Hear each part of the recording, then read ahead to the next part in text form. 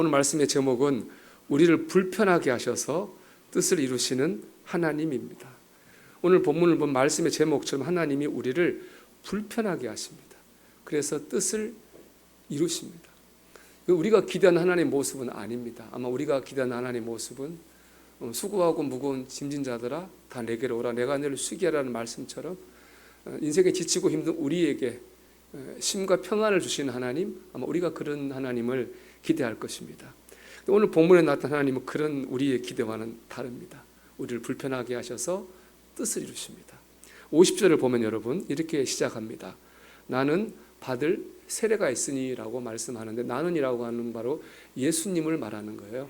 예수님 받을 세례가 있다고 하는 것은 십자가를 말하는 겁니다. 예수님께서 우리 죄를 지고 십자가에서 고난받고 죽으시지 않았습니까? 바로 그 전이니까 그 십자가 지고 죽으셨고요.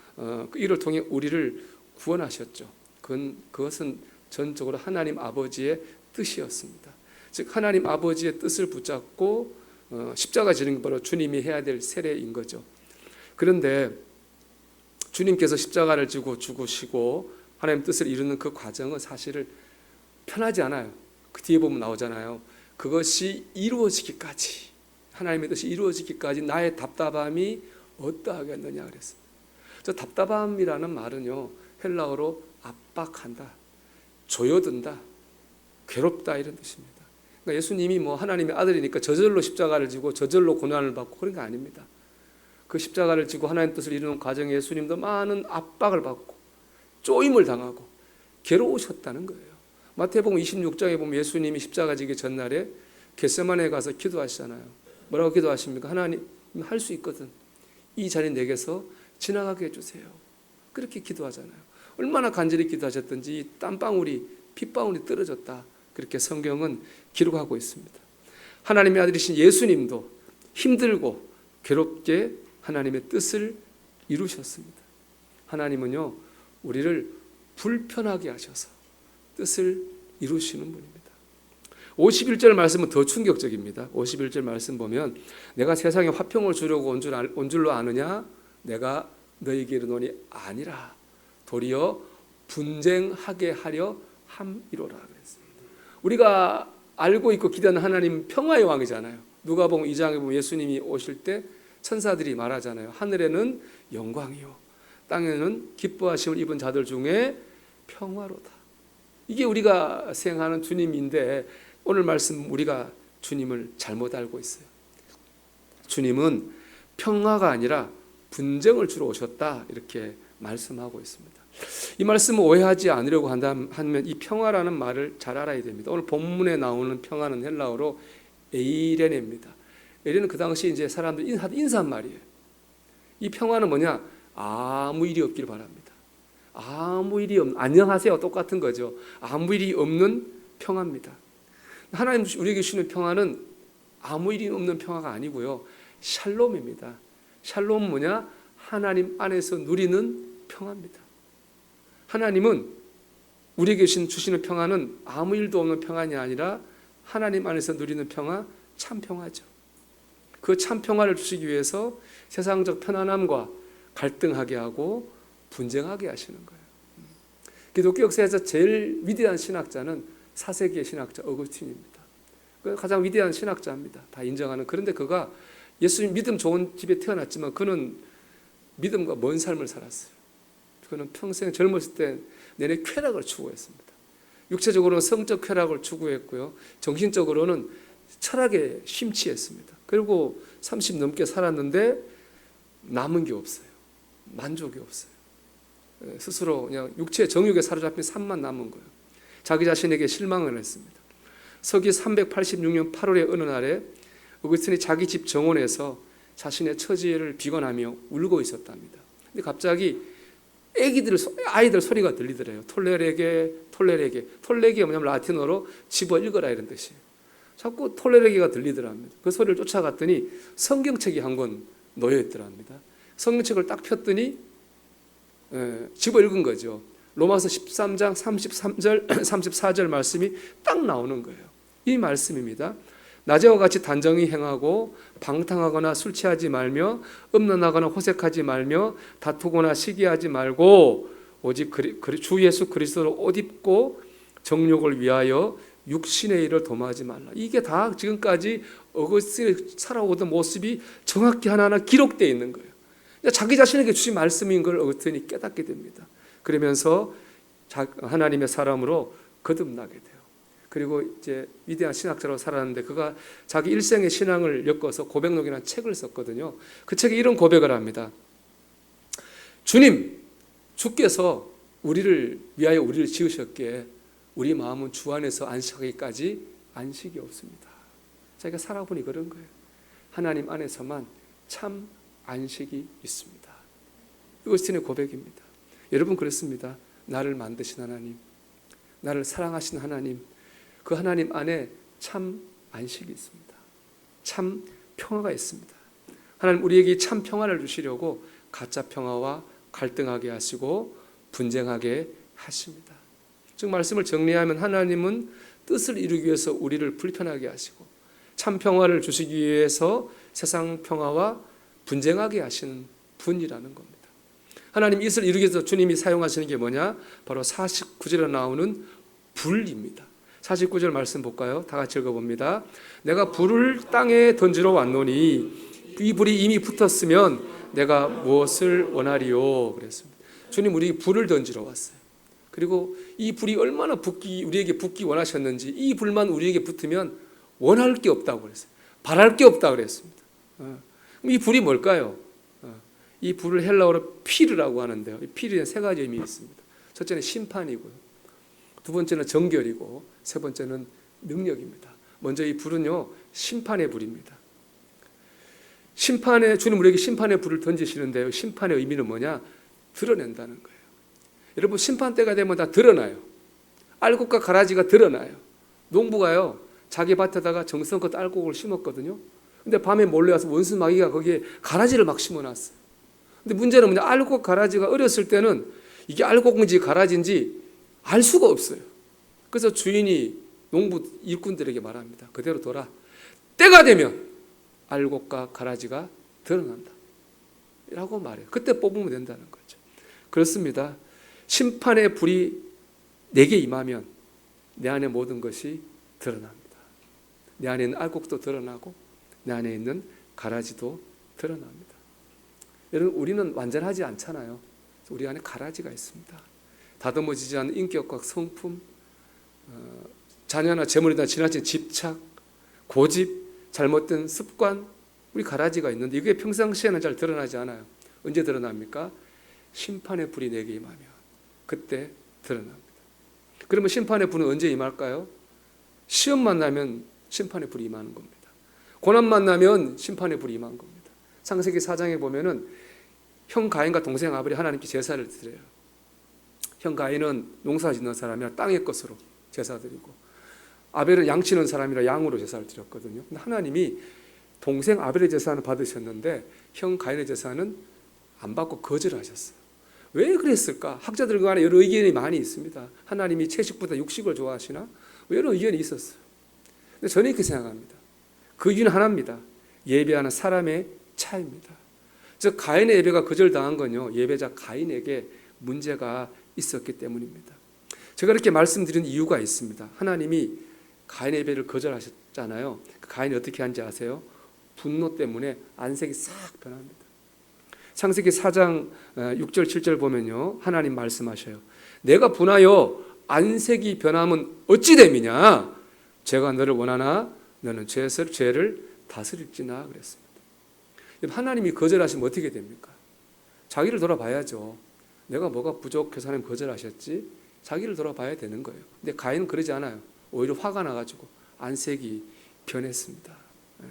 쉽게 분노하고 분노를 잘 다스리지 못하는 것이 가인의 바로 가라지였어요. 그 가라지 때문에 가인의 예배가 거절당한 거예요. 하나님께 제사를 거절당한 그 순간 심판의 불이 임한 거예요. 가인의 가라지가 드러난 겁니다. 그럼 어떻게 됩니까? 가라지를 뽑아야죠. 그래야 되잖아요. 근데 가인은 그러지 않았습니다. 그 결과 분노에 사로잡혀서 오히려 동생 아벨을 잔인하게 죽이고 말았습니다. 하나님께서 내 기도를 거절하신 그 순간 내가 열심히 기도했는데 응답 못 받았어요. 하나님께 실망하고 교회 생활에 상처를 받은 그 순간, 시험거리를 만난 그 순간, 세상 문제에서 고난을 만난 그 순간, 그 순간이 내게 심판의 불이 임한 순간입니다. 내 속에 숨어있던 가라지들이 드러나는 거죠. 하나님 그 순간을 통해서 우리가 봐야 될 가라지들을 보게 하시고 깨닫게 하십니다. 심판의 불은요, 보여주는 불이고 깨닫게 해주시는 불입니다. 여러분, 하나님께서 보여주시면 봐야 됩니다. 하나님께서 깨닫게 해주시면 깨달아야 됩니다. 분명 불편한 일입니다. 자기 수치를 직면하고 자기 단점을 깨닫는다고 하는 것은 절대로 편한 일이 아닙니다. 하지만 그것을 보고 깨달을 때 내가 더 훌륭한 사람이 됩니다. 내 삶이 더 풍성해집니다. 무엇보다 하나님의 뜻이 내 안에 이루어집니다. 오늘 성가대 찬양 광야가 그런 거 아닙니까? 광야에 섰는데 광야에서 오히려 뭐예요? 하나님을 보는 거잖아요. 그렇지 않습니까? 바라기는 하나님이 보여주시는 것을 보고 하나님이 깨닫게 해주시는 것을 깨닫는 은혜가 있기를 주님의 이름으로 축원합니다. 두 번째 불의 의미는 정결입니다. 불은 모든 것을 정결하게 합니다. 영화 보면 왜 전쟁에서 상처 나면 뭐 거기 찔 때 칼을 불로 이렇게 소독하잖아요. 그러면 불 때문에 칼에 묻어있는 더러운 비이 다 죽고 정결해지는 거죠, 칼이. 주님 우리에게 정결의 불을 던지십니다. 이 정결의 불은 성경적으로 볼 때는 영적 가지치기입니다. 요한복음 15장 1절과 2절 말씀 보면 이렇게 말씀합니다. 나는 참 포도나무요 내 아버지는 농부라. 물은 내게 붙어있는 열매를 맺지 아니하는 가지는 아버지께서 그것을 제거해 버리신다고 했어요. 물은 열매를 맺는 가지는 더욱 열매를 맺게 하려 그것을 깨끗하게 하시느니라. 깨끗하게 하는 건 뭐예요? 제거하는 거예요. 정결하게 하는 건 영적으로 가지치기 하는 거예요. 하나님께서 우리를 가지치기 하는 거죠. 그 목표는 안 합니다. 더 좋은 열매를 맺게 하기 위해서입니다. 포도나무는 가지가 많은 게 좋은 게 아닙니다. 포도나무는 좋은 열매를 맺어야 좋은 포도나무입니다. 근데 가지가 많다 보면 양분이 나눠져 가지고요, 좋은 열매를 맺을 수도 없고 병충해 약합니다. 그래서 적절하게 가지치기를 해줘야 됩니다. 그럴 때 좋은 열매를 맺는 거죠. 즉 선택과 집중의 원리입니다. 하나님께서 우리에게 임하셔서 우리 삶을 가지치게 하십니다. 더 좋은 열매를 맺게 하시기 위해서입니다. 저는 사실 천목회지 강화도에서 평생 살 생각을 했습니다. 거기서 어려운 사람을 돕는 그런 사회복지 사역을 평생 하는 거라고 저는 생각했거든요. 그래서 제가 그 대학원을 따로 다녔습니다. 그래서 사회복지사 1급 자격증을 땄어요. 평생 그 일을 하려고. 원장 되려면 1급이 있어야 되거든요. 집사람도 그때 공부를 한 두세 학기인가 했습니다. 평생 살 거라고 생각한 거죠. 준비하고. 그런데 생각지 못한 일로 6년째 되던 해에 온 사역을 내려놓게 됐습니다. 상처를 사실은 많이 받았습니다.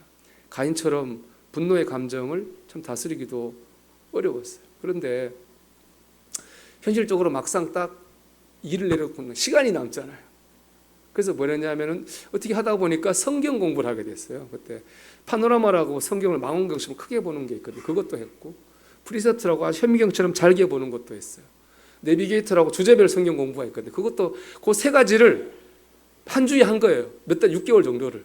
그러니까 뭐 6개월 동안 성경 공부만 했어요. 그러니까 지나고 보니까 참 그때 성경에 대해서 많이 공부했고 많이 알게 됐습니다. 그때 공부한 거 사실 지금 목회하고 있다고 해도 지나친 말은 아닙니다.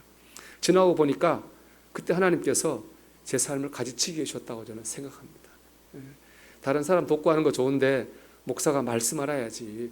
그게 저를 향한 하나님의 뜻이었습니다. 하나님 뜻이 맞습니다. 제가 어려운 사람을 도운다 한들, 그 다른 사람들에게 좀 대단하다, 좋은 말 좀 들은다 한들, 그 영혼이 구원받지 못하고 지옥 가면 무슨 소용이 있습니까?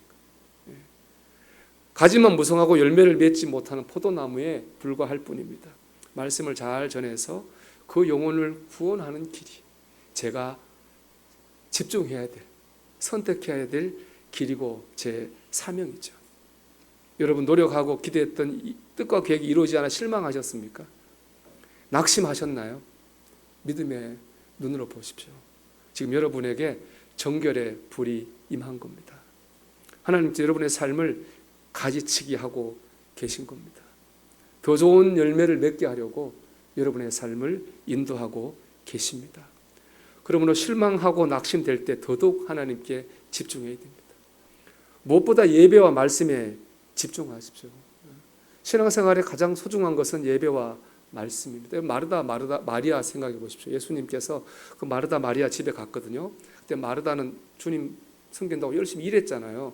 마리아는 주님 발밑에서 말씀 들었어요. 마르다 화가 나죠. 동생이 안 도와주니까. 불평했습니다. 주님께. 하지만 주님은 마르다 편을 들어주지 않았습니다. 마리아 편을 들어줬습니다. 마리아가 더 좋은 걸 선택했다.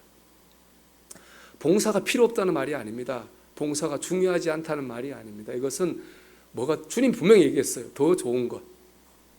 우선순위의 문제입니다. 선택과 집중의 문제입니다. 우리가 신앙생활에 가장 우선순위에 들 것은 뭐냐? 예배와 말씀입니다. 하나님께서는 성도가 예배와 말씀에 집중하게 하시려고 세상적인 일을 막으시기도 합니다. 제가 딱 그런 거잖아요. 제가 그때 온 힘을 다했던 건 하나님 한순간에 아무것도 안 되게 하신 이유는 바로 말씀에 집중하라고 하신 거고, 저도 지나고 보면 참 그때 성경 공부 참 잘했다고 저는 지금도 그렇게 생각합니다. 하나님께서는 우리에게 예배와 말씀에 집중하게 하시려고 정결의 불을 던지시는 거예요. 여러분 실망되거나 낙심될 때 오히려 더 예배에 집중하십시오. 말씀에 집중하십시오. 분명히 그걸 통해 여러분 더 좋은 열매를 맺게 될 줄로 믿습니다. 마지막으로 주님이 던지시는 불은요, 능력의 불입니다. 사도행전 4장에 보면은 이제 베드로가 복음을 전하다가 감옥에 갇혀요. 그러다 이제 풀려납니다. 베드로가 그 성도들한테 와서 자기 그동안 일을 보고하고 같이 한 마음으로 기도를 합니다. 기도한 결과 이런 일이 일어나요. 빌기를 다하며 모인 곳이 진동하더니 무리가 다 성령이 충만해졌어요. 그 다음에요, 담대히 하나님의 말씀을 전하니라. 성령이 충만해지면요, 능력이 나타나요. 그 능력은 다른 능력이 아니고요, 담대해져서 하나님의 말씀을 전하게 되는 겁니다. 이 능력의 불은 확장성이에요. 그전에 나만 믿으면 됐거든요. 나만 믿으면 됐다고요. 근데 성령이 임하면요, 담대해져서 다른 사람에게 복음을 전하게 됩니다. 그게 바로 확장되는 거죠. 오늘 52절 말씀 보면 이 확장성 때문에, 하나님의 말씀 전해지는 것 때문에 분쟁이 일어나요. 심지어 가족들 간에 갈등이 일어나요. 좋은 거예요. 저는 이 말씀에 사실 큰 위로를 받았어요. 왜냐하면은 제가 누님들하고 참 잘 지냅니다. 우리 누님들이 착해가지고 딱 한 가지 얘기할 때 불편해집니다. 예수님 얘기에 불편해집니다. 누님 예수님 믿으세요. 교회 나가세요. 그러면 좀 어색해집니다. 누님 불편해지면 저도 불편합니다. 사실은 상대방이 불편한데 내가 신날 수 있습니까? 저도 다 불편하죠. 불편해지지 않으려면은 안 하면 됩니다. 예수님 믿으세요. 교회 나가보세요. 안 하면 다 편해집니다. 근데 그럴 수 없잖아요. 오늘 본문에 나온 것처럼 화평이 아니잖아요. 그거는 아무것도 안 일어나는 게 화평이 아니잖아요. 예수님을 믿고 구원을 받고 예수님 안에서 참 화평 누리는 게 진짜 화평입니다. 그래서 우리는 불편해도 전해야 됩니다. 불편하니까 모든 거 덮고 아무것도 하지 말고 우리를 불편하게 하셔서 뜻을 주신 하나님 바라보면서 복음을 전해야 됩니다. 예수님은 십자가 졌잖아요. 나도 내 십자가를 지는 마음으로 불편해도 예수님을 전해야 됩니다. 대신 다른 일로 불편하면 안 됩니다. 가족끼리, 친한 이웃끼리 신앙 말고도 불편할 수 있는 일이 참 많습니다. 돈, 자존심, 상대를 배려하지 않는 잘못된 말과 행동, 이런 세상적인 일로 불편해지면 안 됩니다. 여기 보면 아버지와 아들이, 어머니와 딸이, 시어머니가 며느리가 다른 일로 불편해지면 안 되는 거예요. 오직 하나, 복음 전하는 일로 불편해져야 됩니다. 그러려면 우리 성령 받아야 됩니다. 세상적인 일로 화평하고 복음 전하는 일로 불편해지는 삶을 살려면 성령으로 능력 받아야 됩니다. 그래야 섬기고 희생하는 삶을 살아서 복음을 전할 수 있는 거죠. 그럴 때 우리는 참 화평이 만드는 사람이 되는 것이고 우리 가정에 참 화평이 이루어집니다. 여러분, 하나님은 우리를 불편하게 하셔서 뜻을 이루십니다. 심판의 불이 임할 때 불편해도 여러분 보여주시면, 깨닫게 하시면 보고 깨닫시기 바랍니다. 하나님 정결의 불이 임해서 가지치게 하시면 그냥 그거 내려놓으시기 바랍니다. 그거 내려놓을 때 더 좋은 일이 생깁니다. 그리고 좋은 거는 말씀으로 깨달았으면 좋겠어요. 꼭 뭐 심판의 불이 사건으로 임하고 정결의 불이 사고로 임할 필요 없잖아요. 말씀을 통해 내 모습을 깨닫고 말씀을 통해 내가 내려놓을 수 있으면 그것보다 더 큰 복이 어디에 있겠습니까? 불편함을 통해 하나님의 뜻이 우리 안에, 우리 가정 안에, 세상 가운데 이루어지기를 주님의 이름으로 축원합니다.